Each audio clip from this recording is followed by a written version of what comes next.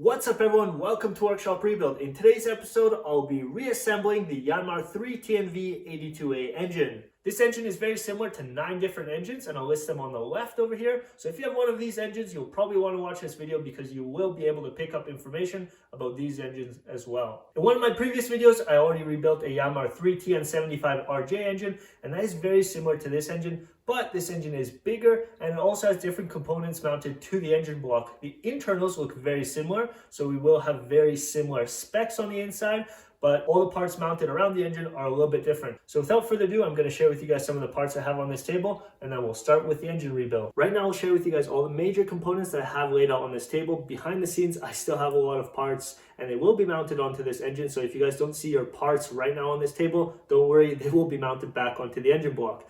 I'll also share with you guys the parts that I received within the rebuild kit from Friday Parts. So let's get right to it.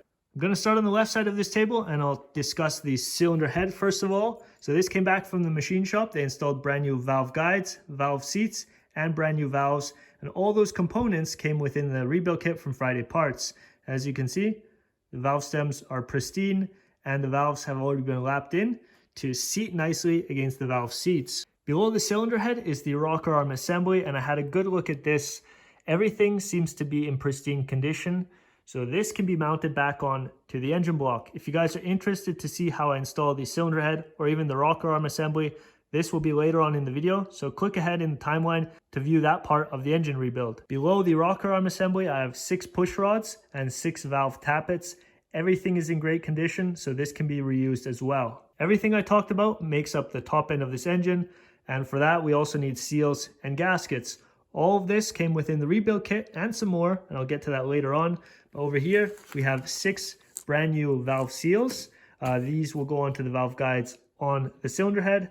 We have a valve cover gasket, intake manifold, and exhaust manifold gasket that go up against the cylinder head. Now, if you guys have a 2-part intake manifold or exhaust manifold, this might be the gasket for you. I will not need this in my video, so if you guys see this and are a little bit concerned, don't worry, this is only for certain applications. We have various O-rings for the whole engine rebuild. We also have some nice copper crush washers for certain bolts. We also have 2 brand new main seals. So this is for the smaller end of the crankshaft, and this is for the side of the flywheel, which is obviously much bigger. And over here, we also have paper gaskets for the engine rebuild, and there's also even the paper gasket for the oil pump. And as you can see, there's quite a few in there, so we'll get to that later on once I get to those components. Now, this right here is probably the most important gasket you'll need for your engine rebuild, and that is the head gasket. You want to make sure this head gasket matches your old one and that it fits on your cylinder head and your engine block. You want to make sure that all the holes line up. These holes right here are for your push rods.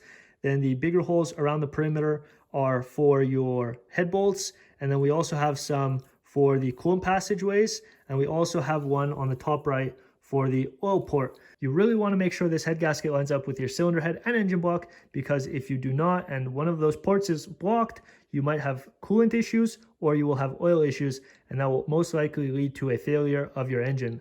Another part I received from Friday Parts was this used oil pan extension. It had some silicone around the perimeter, but I cleaned it up and this part is perfectly flat and it is in great condition. My old one was cracked and somebody tried to weld it up, but it would probably always leak oil, so I was really in need of a new one, and Friday Parts came through with this part and I'm more than happy. So if you guys are looking for used parts, send them an email and maybe they'll be able to find what you're looking for. On the right side of this table, I have some more parts that came within the engine rebuild kit. As you can see, 3 brand new pistons, 3 sets of piston rings, and 3 brand new wrist pins. On the bottom end of the connecting rods, I also received 3 brand new bearings, and I already installed them because I had to measure them to check the specs, and they are all within spec, so the quality on these bearings is awesome. Now moving on to the camshaft, it has been polished and all bearing surfaces measure perfectly, so this camshaft can be reused. Now there's another part I received from Friday Parts, but this does not come within the engine rebuild kit. If you guys are in need of this camshaft bearing, you will have to ask Friday Parts specifically for this part. This part holds the camshaft on the front end, and this bearing will be inserted into the engine block. Another part that does not come within the engine rebuild kit is this idler gear bearing. This will be inserted inside of the idler gear, And if you guys are in need of this, you will have to ask Friday Parts specifically for this bearing. I will talk more about the timing later on in this video, so don't get too worried. I will be installing this and talking more about the timing on the engine. Over here, some more parts that come within the engine rebuild kit are 4 thrust bearings and also 4 main bearings. The main bearings have already been installed in the engine block, so they're down below and also on the caps themselves. If you guys follow me on social media, Instagram specifically, you will understand I had to modify this block a little bit because I did find a factory flaw on this part. The thrust bearing material was almost the same height with the main bearing cap material, so I had to actually bring this down a little bit to accommodate these thrust bearings. There's nothing wrong with the ones that came within the engine rebuild kit, but there was a factory flaw on this main bearing cap. Now moving on to the crankshaft, all journals have been polished up. Now I will talk a little bit more about the crankshaft in just a moment, but there are some more parts that come within the engine rebuild kit and they're already installed because this engine block came back from the machine shop. The machine shop decked the surface and they also installed dry sleeves into this engine block, and they also machined the bores to spec. Now if we take a closer look at this, you will just see a slight discoloration, and this is actually a dry sleeve installed into this engine block. The machine shop did an excellent job of machining these bores round, and there's literally no taper on this bore. I measured them beforehand and they are spot on. So this was a new machine shop I brought this engine block to, and they did an excellent job, and I will be using them in the near future again. I gave you guys a lot of information about the rebuild kit from Friday Parts, but now it's time to start the assembly process on this engine. I'm going to grab the camshaft bearing and I'll install it into the engine block. So to install this camshaft bearing, I will be putting it in the freezer for 1 to 2 hours. That way it'll shrink a little bit and it'll make it much easier to pull into the engine block. Now the puller that I'll be using for this engine is basically an oil thread. 2 nuts are on here just to keep this position. I will have some big washers behind that, and these 2 washers will go on the back end or on the inside of this engine block, and they have to be bigger than this bore. That's the only way this will hold from the inside. Now to pull the camshaft bearing into the engine block, I have exactly 2 machine discs. One is 44 millimeters and the other one is 60 millimeters. This right here is bigger than the camshaft bearing, so that will be a nice surface on the face of the camshaft bearing, and this 40 millimeter disc will just locate that camshaft bearing a little bit easier. That way it won't go out of center. So I'll share with you guys how I do this and how I align this camshaft bearing to install it into this engine block. The all thread is centered within this bore, and there are exactly 2 washers on the inside of the engine block holding everything in place, and that's nice and tight. Now there are also 2 oil passageways that go into this bore. There's one that goes from the main bearing to the camshaft bearing, and I marked it with a white marker. So that right there is the middle of the bore. And on the top end, you will notice the oil goes to the head, and there's also one more oil passageway right there. Now, what's really important on the camshaft bearing is that you line those up, and there's a notch on this camshaft bearing, and the notch is facing outwards or to this surface of the engine block. The bores will line up with the white marks, and if you do it like this with the markings, it'll make it much easier for you to line up. As you can tell, those 2 dots line up, and this will be the center of the bore and the center of the engine block passageway. Same as the bottom one, that bore lines up with the white mark. So technically, I could install this right now.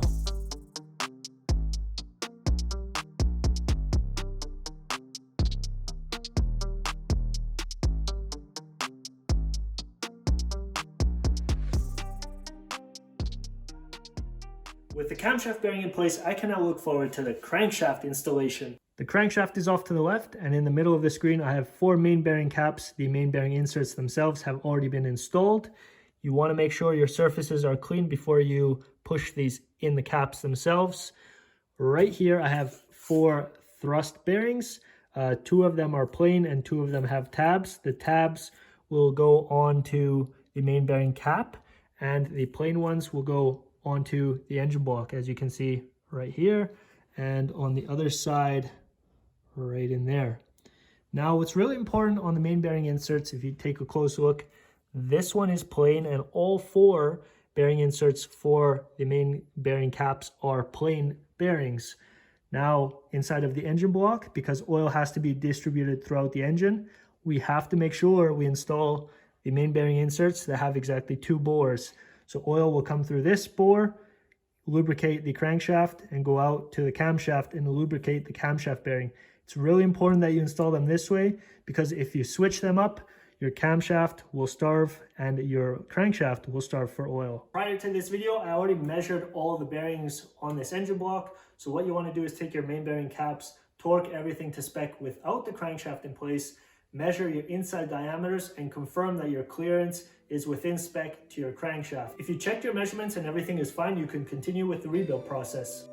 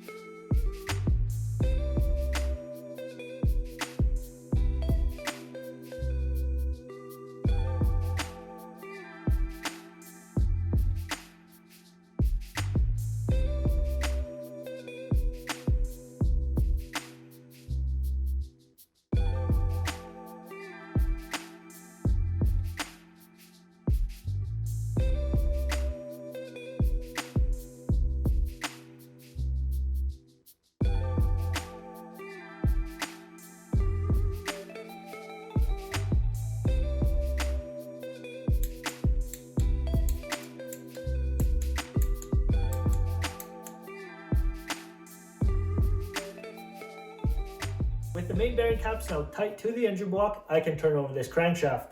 As you guys can tell, I can turn over this crankshaft with one hand, and you always want to verify each step before you continue.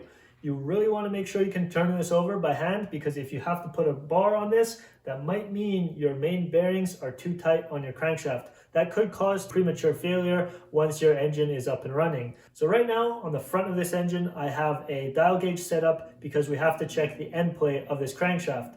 The end play is between the crankshaft and your thrust bearings. So the thrust bearings are on the very front main bearing cap and on the engine block. So what we're going to do is we're going to set up the dial gauge to 0 and we're going to check it for the end play. I have my dial gauge set up on the face of the crankshaft, and I also have it on the side of the flywheel. Now what you want to do is push your crankshaft to one side.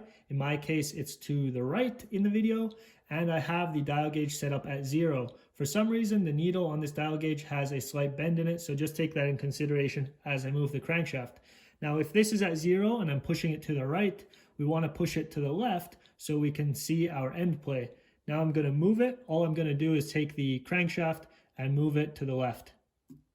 Just like that. This dial gauge can read an accuracy of 1/1000th of an inch, and before the dial gauge needle was set to 0 and it moved all the way to just over 6/1000th of an inch.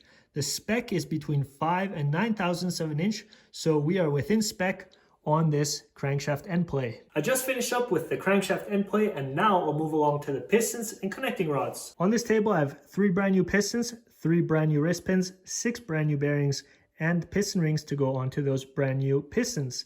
Now on the connecting rod and on the connecting rod cap, these are just plain bearings, so it's pretty easy to install them. All you have to make sure is that this little tab on the outside is facing the right way, because the connecting rod itself has a little indentation where you have to locate them. So just make sure you install them right, and make sure you install them once everything is clean.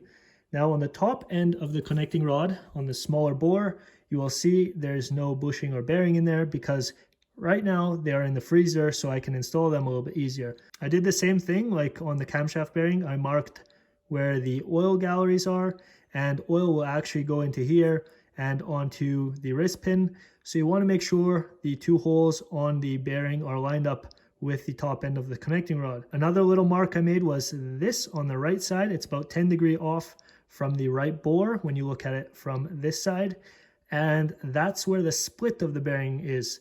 That's where it was on the old bearing, so I'm going to put it in the same place on this height. Now, when we look at it a little bit closer, on one side of this connecting rod, there's a 30-degree chamfer on one side, and it's a little bit bigger than on the other side. The other side only has a 45-degree chamfer, and it is much smaller. So once you're installing your top end bearings, just make sure that you install them on the 30-degree chamfer side because it'll make it much easier. To install those top end bearings, I will be using a similar tool like I used to install the camshaft bearing. I have a 22mm disc and a 35mm disc, and I'm going to go over to the arbor press so I can press these in to each connecting rod.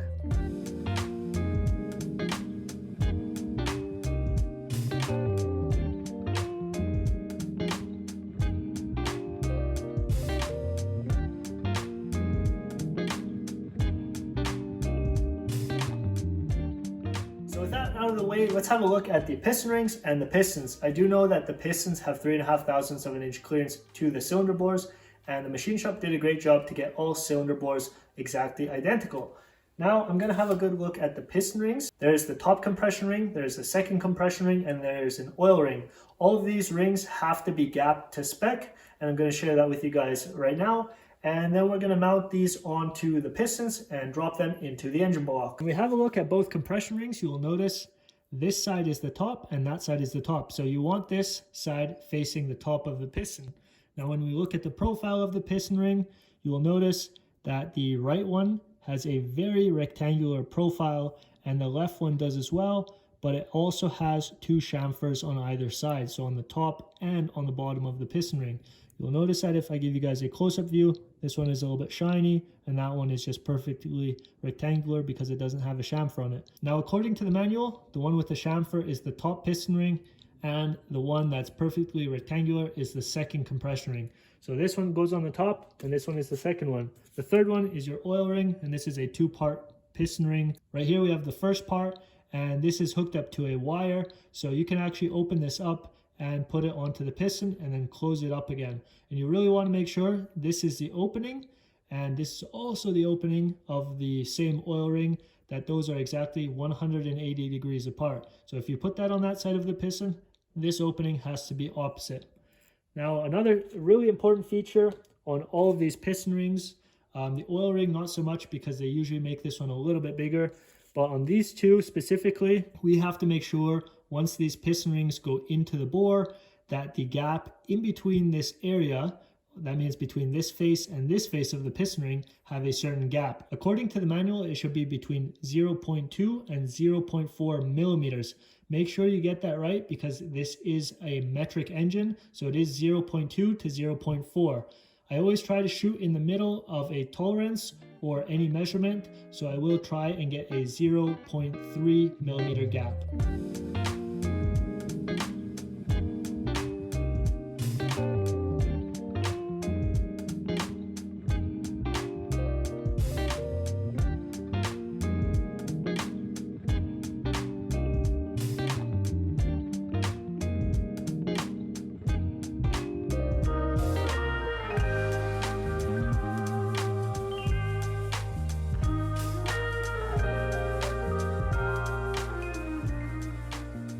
I just checked the end gap on the first compression ring on cylinder number 1, and the measurement comes in at 0.279 millimeters. I mentioned I'd like to be at 0.3, but if I don't have to remove any material and I'm still within spec, I'll leave it at that. Right now I'm going to get all the other piston rings done and I'll be back in just a second.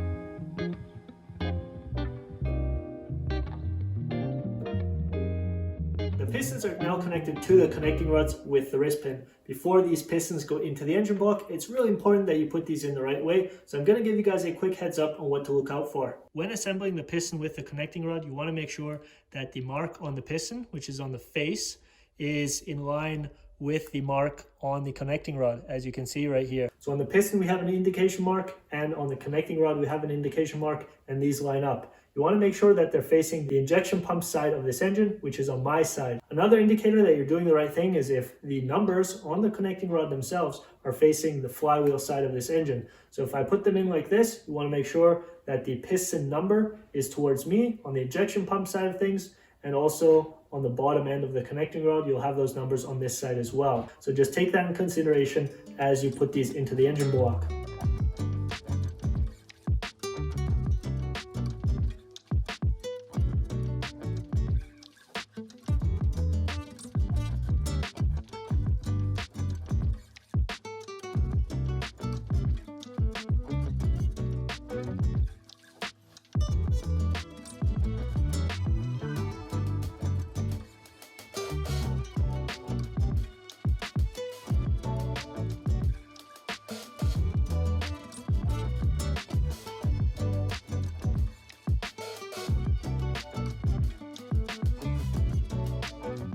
All three pistons are within this engine block, and now it's time to connect the connecting rod with the crankshaft. To do that, I have to grab the connecting rod caps with both bolts and connect them to the top half of the connecting rod. That way I can turn over the crankshaft and the pistons will move up and down. So let's get right to that.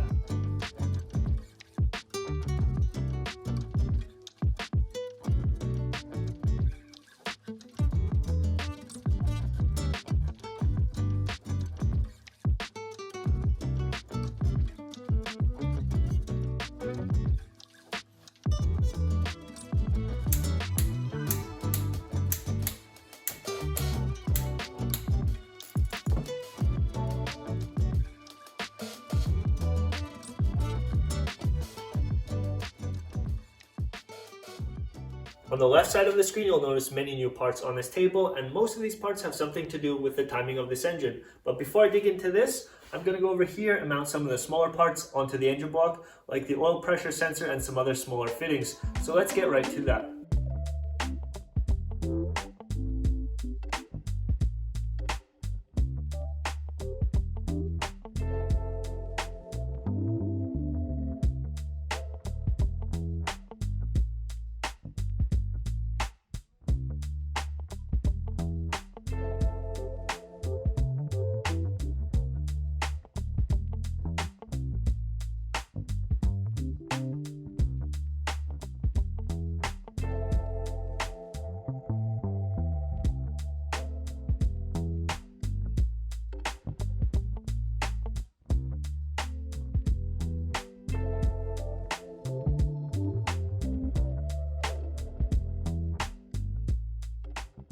I mounted all the small parts on the outside of the engine block, and I'm really happy I did that because I might not be able to get to certain things later on in the video. So now over here onto the timing, it's really important you get this step of the engine rebuild right.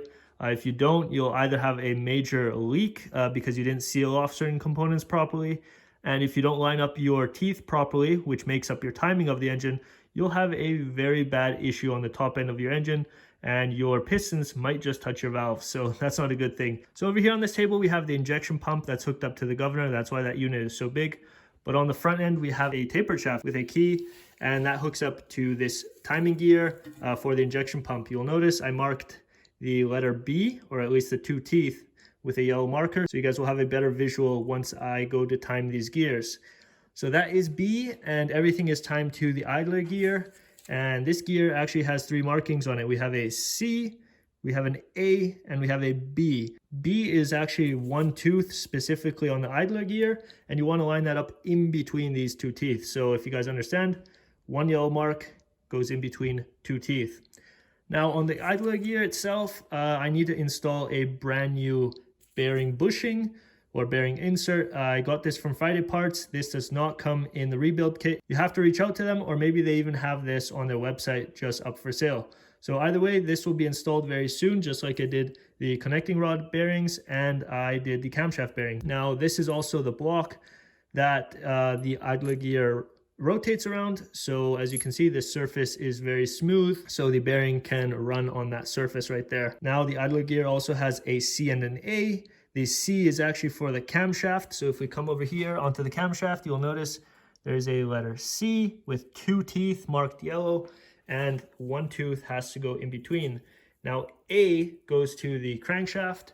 If we have a look at the crankshaft itself, there are exactly 2 teeth that are marked, and that is also marked with an A. So the A has to go right in between there. I will have to rotate this engine so the teeth are actually facing upwards.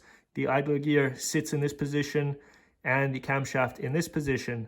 There is a plate that has to be mounted onto the engine block, so we'll get to that over here. That's this plate. They call this a mid plate. Either way, it's just a ground plate, so it's very flat. On the back end, you'll notice there are exactly 3 studs. So these 3 studs are actually holding the injection pump. That gets mounted from the back end. Your gear will be on this side. Your idler gear is here, camshaft right here, and your crankshaft. Now these 3 gears have to be timed to the idler gear, and that's why the idler gear is actually very important in this whole setup, because that makes up your timing for this whole engine. This plate gets mounted to the engine block with 3 bolts. These will be bolted to the plate on the yellow marked areas. And since these are internal, or at least they will be bolted inside of the timing cover, I'm going to apply Loctite on them because I do not want them to come loose inside of the timing cover, because that wouldn't be really good. Now behind this plate, we also have to install 2 O-rings on the engine block. There are exactly 2 recesses for these O-rings. You will see them right here off to the left, a recess and a recess. So these O-rings will go right in there. And there's also 2 locating pins. They are hollow, so bolts can go through them from the timing cover, and one will be placed right there and the other one over there. So don't forget these parts before you put the mid plate on there, or else, like I said before, it will leak, and if you don't put these pins in there, it will not be aligned. Another thing we have to take in consideration, since this will mount onto the engine block, we have to have silicone on the back end, and silicone will also go around the perimeter for the other timing cover. So once the silicone is on there, you want to work a little bit faster, but then again, you also want to get your timing done correctly, or else you will have issues. So in this area on the engine rebuild, you just really want to be careful what you're doing, and maybe just double check your work, or even triple check it just to get it right, and then also spin your engine over by hand once you're done. Another thing we have to tighten down after all the gears are in place is the oil pump. Now the oil pump has a gear as well, but this doesn't have to be timed because all it does is pumps oil throughout the engine.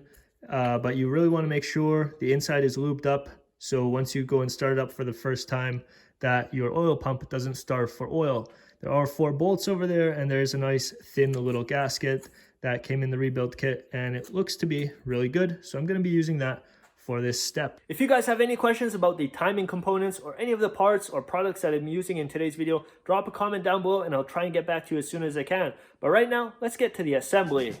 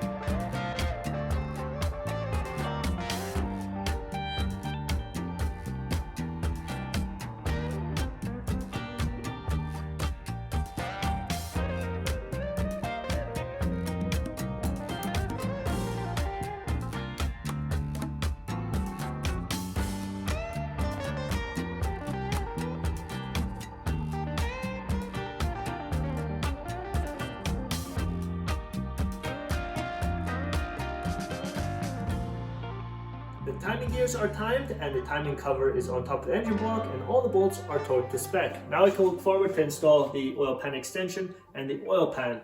You really want to make sure that you get your torque specs right, because some bolts will go into aluminum and some bolts will go into the cast iron block, and they do have different torque specs. So as you can see, there are many bolts on this table, so let's get right to it.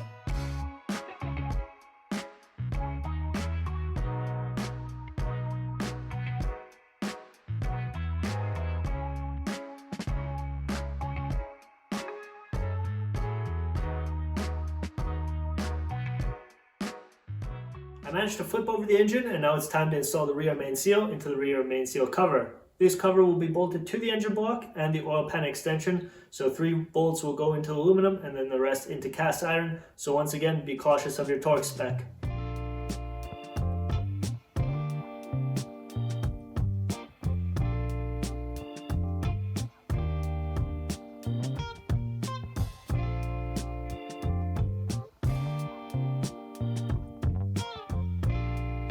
Now I am one step closer to finalizing this engine assembly, but there is still one major component missing, and that is the cylinder head. There are many moving components within the cylinder head and on top of it, so let's have a good look at everything. On this table I have all the parts that have to go back onto the cylinder head before I can put the cylinder head onto the engine block.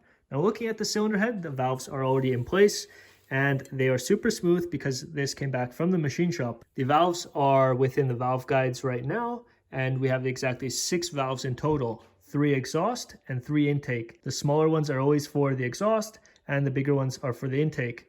Now down below I also have 6 valve springs in total. 3 of them are for the intake and 3 are for the exhaust. The ones that I removed on the intake I was able to mark, so these will go back on the intake side, and then the other 3 will go back onto the exhaust side, so I don't mix them up. Now down below we also have 6 spring retainers or valve retainers, and these are tapered on the inside to locate the keepers. So these keepers will go up against the valve stem, and there's a little notch on the valve stem itself on the very top right there. So this valve keeper will actually go up against that like so, and then the taper on the outside will locate within the valve retainer. This is a very simple setup, and to make the job a little bit easier, I have a valve spring compressor. This will do the job just fine for this small engine, and I can compress the spring, put the keepers in, and release the tension, and everything will be one unit. But before we put the springs on, we have to make sure we install our brand new valve seals. These are very important if your diesel engine is kind of smoky and you've been running it for a long time. You might want to replace these because these do get hard over time and they do wear out.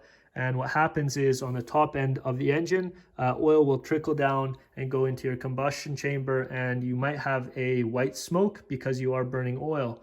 But now these will have to be pushed on to the valve guides themselves.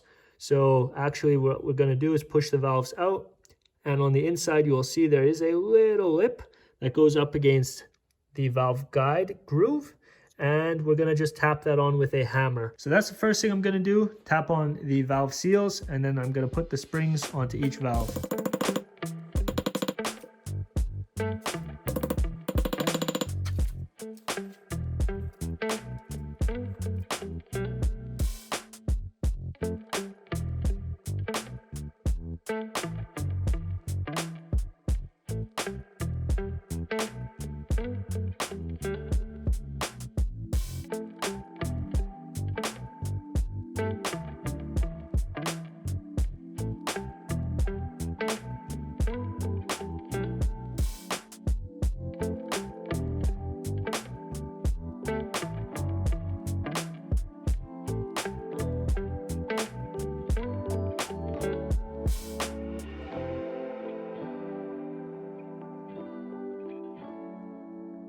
The valves are in the cylinder head, and now I can merge it with the engine block. Before I do that, I have to clean up both surfaces. So the surface from the engine block and the cylinder head have to be oil free. I'm going to clean it up with a rag and some acetone, and then right after that I'm going to tap in 2 spring pins to locate the cylinder head with the engine block. And once those spring pins are in place, I can drop the head gasket on and tighten up the bolts.